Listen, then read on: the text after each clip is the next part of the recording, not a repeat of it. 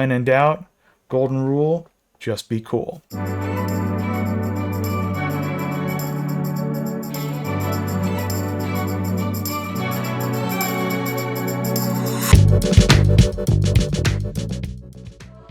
Hail sorcerers, Root here, and welcome back to the archives.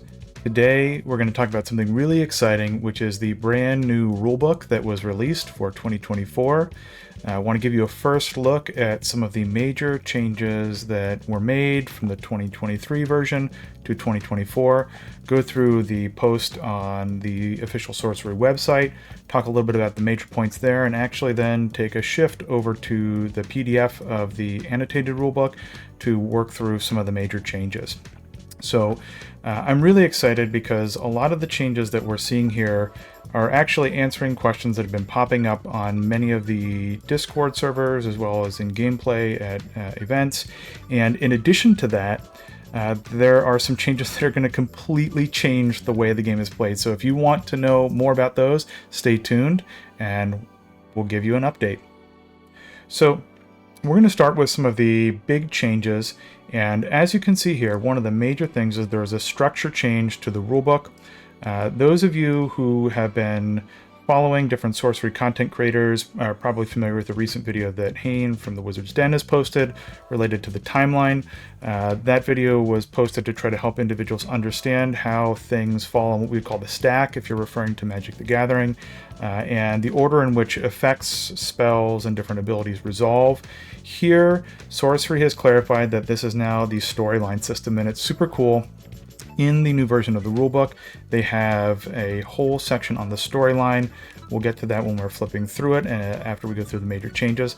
But I'm very excited to see some formal acknowledgement of the storyline. Know that the name of it now is storyline, and then have something that we can kind of refer back to when we're trying to discover ways that different spells, abilities resolve.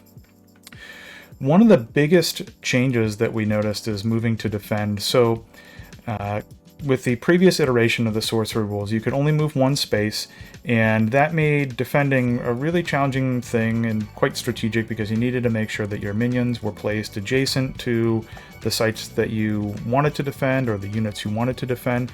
Now what we see is actually movement plus abilities actually affect defend, and that is just such a huge change. I have a feeling that there's going to be a huge increase in demand for certain cards. Thinking about the 7 League Boots in particular, we're going to see an increase in demand, I think, in some things like Cloud Spirit, which come out the gate with a high movement plus, Outback Strider, and I think we're going to actually see a change in some of the meta and how these cards get played, because they can be really effective now as blockers and giving additional utility to that. One of the other really big changes is how projectiles move.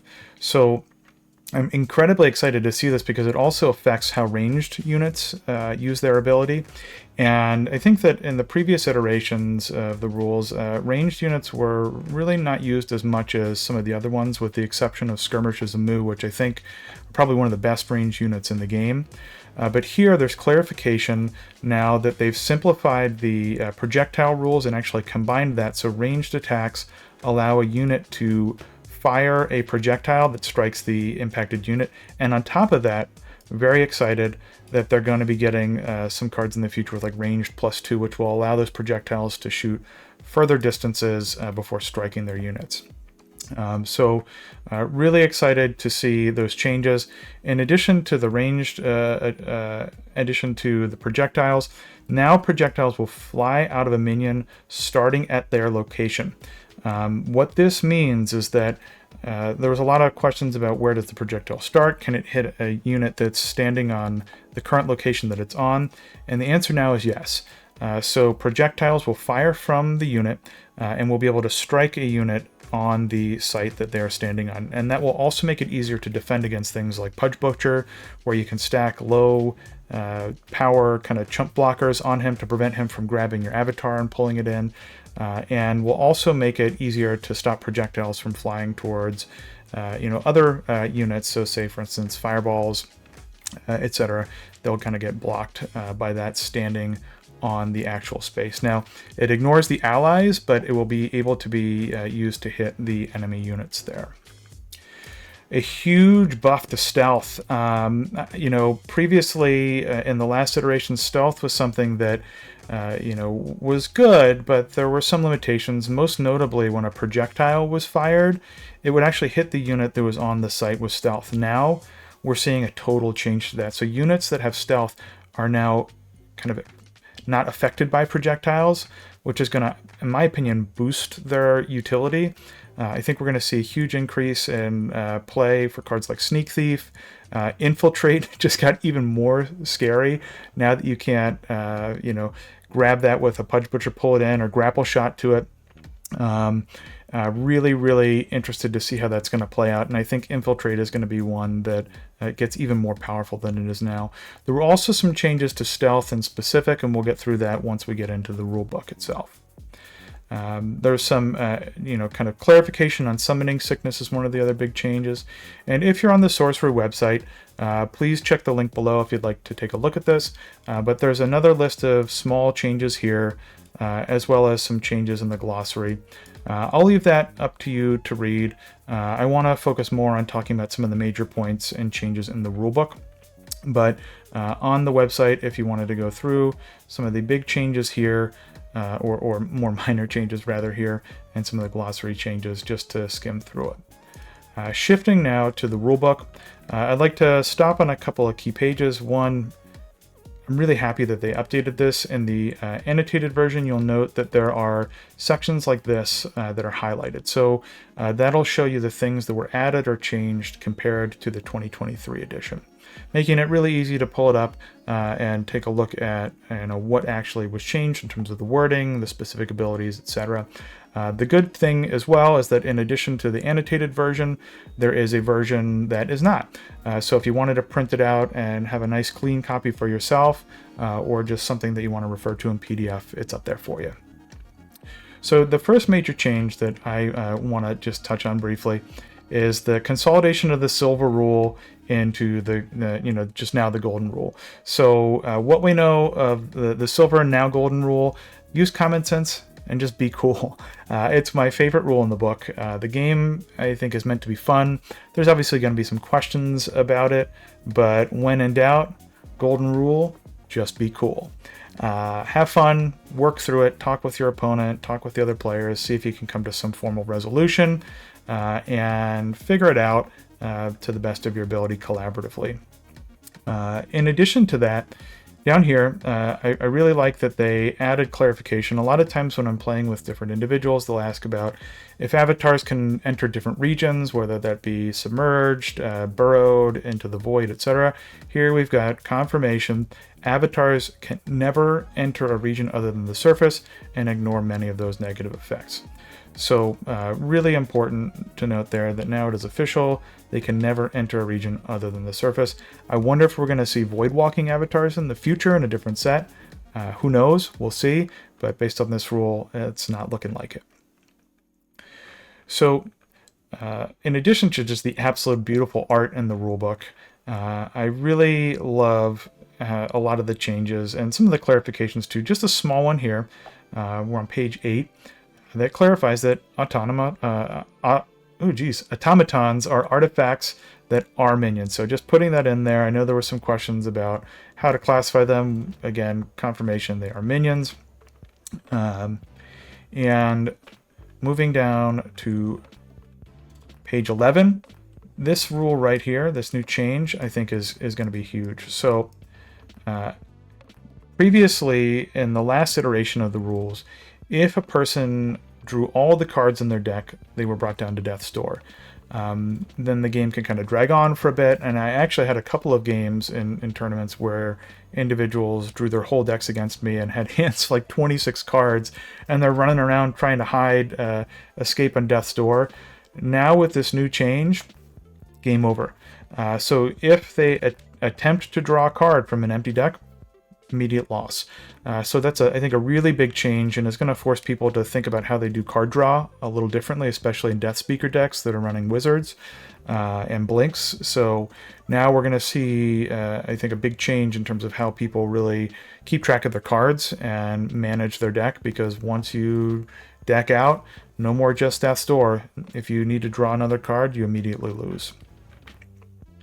I love little flavor additions too. So for instance, here under sites, it just expands your domains. It just sounds really good. I just enjoy the way that they have altered some of the wording and accentuated some of the meaning. So next big change that I wanted to, or clarification rather, that I wanted to focus on was on page 17, focusing specifically on gaining mana. So here we see a nice expansion and description of how mana is actually gained, when it's gained, how it's affected by losing a site, how it's affected by an opponent kind of gaining control of your site, or you gaining control of theirs. So at the start of the turn, and it's important to note too that they reworked the start of the turn order, but at the start of the turn, all of your sites provide 1 mana. You get that mana pool which you can draw upon. When one of your sites enters the realm, you immediately get that mana. If you lose a site though, the mana that it provided is not removed. So if you lose a site, say for instance you drop down a Vesuvius and then you'd sacrifice it immediately to do the 3 damage, you still gain the mana from when it was played. So you gain that mana and it stays in your mana pool for the rest of that turn.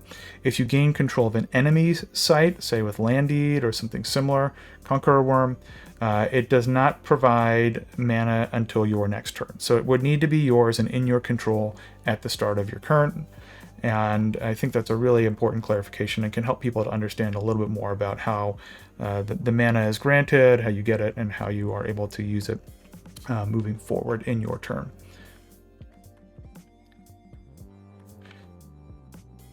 Okay, now, man, I love the close-up arts on these two. Look how gorgeous it is. Blizzard, Clansman there. So here, there's just some clarifications related to summoning sickness, as well as casting auras. Here we see confirmation that auras can be cast to sites, squares, including void squares. That's a really good clarification. And down here, we see some site clarifications in terms of placement of sites. So adjacent to another site you control, or as close as possible to your avatar if you control no sites.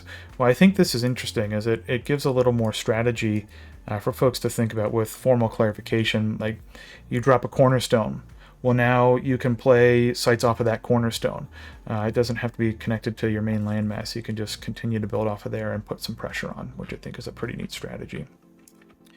Additionally, we've got some changes here to the description of basic abilities.